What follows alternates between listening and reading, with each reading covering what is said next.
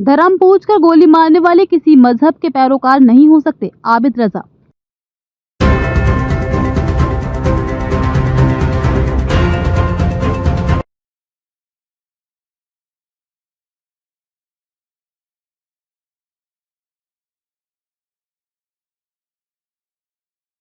पहलगाम आतंकी हमले के मृतकों को श्रद्धांजलि दी। पालिका प्रांगण में हुई शोक सभा, 2 मिनट का मौन धारण कर शोक संवेदना व्यक्त की। पूर्व मंत्री आबिद रजा और पालिका अध्यक्ष फातिमा रजा ने आतंकी हमले की निंदा की। सदर नगर पालिका कार्यालय प्रांगण में आज हुई शोक सभा में जम्मू कश्मीर के पहलगाम में हुए आतंकी हमले में मारे गए पर्यटकों को श्रद्धांजलि दी गई। शोक सभा में सभी ने 2 मिनट का मौन रखकर शोक संवेदना व्यक्त की। नगर पालिका परिसर में दीप प्रज्वलित कर श्रद्धांजलि अर्पित की गई। उन्होंने मृतकों के परिवारों के प्रति गहरी शोक संवेदना प्रकट करने के साथ ही घायलों के शीघ्र स्वास्थ्य लाभ की कामना की। पूर्व मंत्री आबिद रजा ने आतंकी हमले में मारे गए निर्दोष लोगों को श्रद्धांजलि अर्पित करते हुए कहा कि आतंकियों ने पहलगाम में कायराना हरकत की है। धर्म पूछकर निरपराध पर्यटकों को गोली मारने वाले किसी मजहब के पैरोकार नहीं हो सकते, लेकिन देशवासी इससे डरने वाले नहीं हैं। आतंकियों के इरादों को मुंहतोड़ जवाब देंगे। उन्होंने कहा कि ये कायराना हमला केवल निर्दोष लोगों पर नहीं, बल्कि हमारे देश की संस्कृति, शांति और मानवता के मूल्यों पर भी हमला है। आतंकियों की जम्मू कश्मीर को अशांत करने की कोशिशें कभी सफल नहीं होंगी। उन्होंने कहा कि आतंकवाद के खिलाफ हमारा देश एकजुट है। आतंकवादियों की जम्मू कश्मीर को अशांत करने की कोई भी साजिश कभी कामयाब नहीं होगी।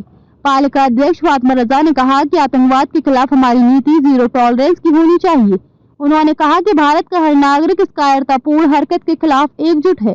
इस मौके पर सभी सभासद व अवर अभियंता सिविल कृष्ण गोपाल, मुख्य सफाई एवं खाद्य निरीक्षक मोहम्मद तैयब, सफाई एवं खाद्य निरीक्षक राजीव मलिक, केशव गंगवार, राजस्व निरीक्षक लवी कुमार, राजेंद्र कुमार, शरीफ अहमद, कार्यालय अधीक्षक खालिद अली खां, परवेज अहमद, सूर्य प्रकाश सक्सेना, सचिन सक्सेना, विनोद प्रकाश सोनकर, नवेद इकबाल, गनी, साहिर हुसैन, जहांगीर, जुनेद कौसर, रजनीश चंद्र, महेश बाबू, सुमित, नारायण दत्त शर्मा कर्मचारी मौजूद रहे।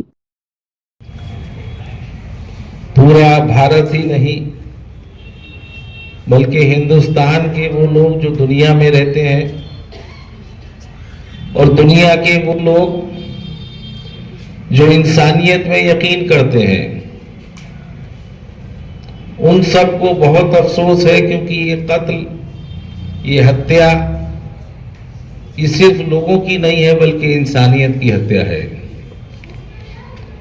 पवन जी ने कहा कि साजिश लंबी थी, लेकिन हिंदुस्तान के लोगों ने कभी भी नफरत करने वालों की साजिशों को कामयाब नहीं होने दिया है। इस घटना में भी एक आदिल नाम का शख्स ने जो अपनी कोशिश कर सकता था और अपनी जान भी गंवाई, 28 लोगों ने अपनी जिंदगी गंवा दी।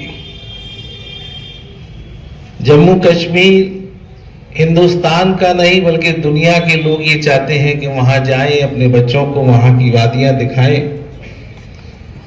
हिंदुस्तान को जम्मू कश्मीर पे फख्र है, स्वर्ग कहा जाता है। जो लोग जाते हैं अपनी खुशहाल जिंदगी जीने के लिए, अपनी बहुत सारी ख्वाहिशें पूरी करने के लिए, और ऐसी वारदात और अफसोस भी कुल 4 लोग, और जम्मू कश्मीर जैसे जहां मिलिट्री का एक बड़ा हिस्सा है,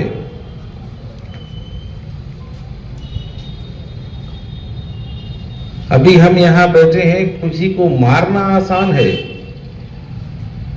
लेकिन मार के बच के निकलना इस सवाल खड़ा करता है।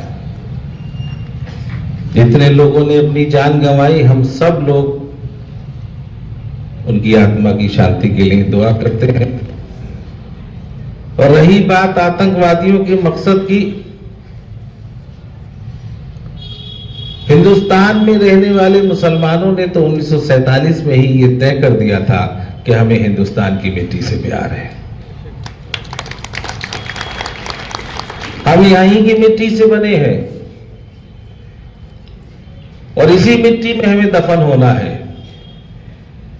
बहुत सारे इम्तिहान आए आजादी के बाद। हिंदुस्तान के चाहे हिंदू भाई हो, चाहे मुसलमान हो, चाहे सिख हो और चाहे ईसाई हो, सबने मिलकर हमेशा ये साबित किया है कि हम हिंदुस्तानी हैं। और आज भी सबको गुस्सा है, सबको नफरत है उन लोगों से, क्योंकि आतंकवादियों का कोई मजहब नहीं होता। वो लोग नाम के मुसलमान हो सकते हैं, लेकिन इस्लाम मजहब को मानने वाले मुसलमान नहीं हो सकते, क्योंकि इस्लाम इसकी इजाजत नहीं देता। चाहे कलमा ना पढ़ने पर मार दिया गया हो और चाहे जय श्री राम ना कहने पर मार दिया गया हो, दोनों लोगों की जाति एक ही है। ये इंसान नहीं है, बल्कि ये जानवर है।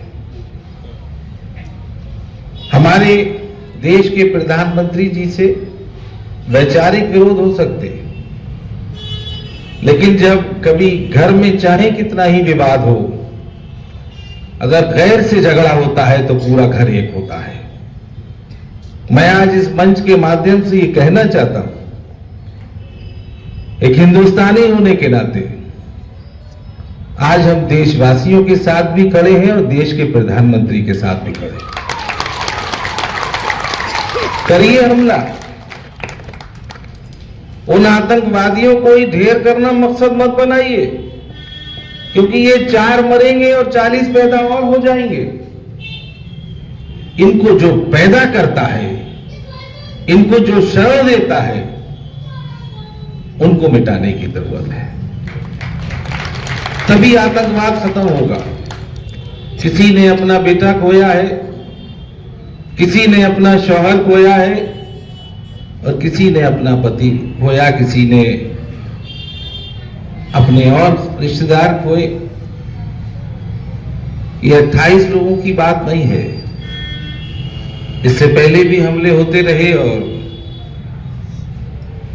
कुछ कार्रवाइयां भी हुई, ऐसा नहीं है कि कार्रवाइयां नहीं हुई।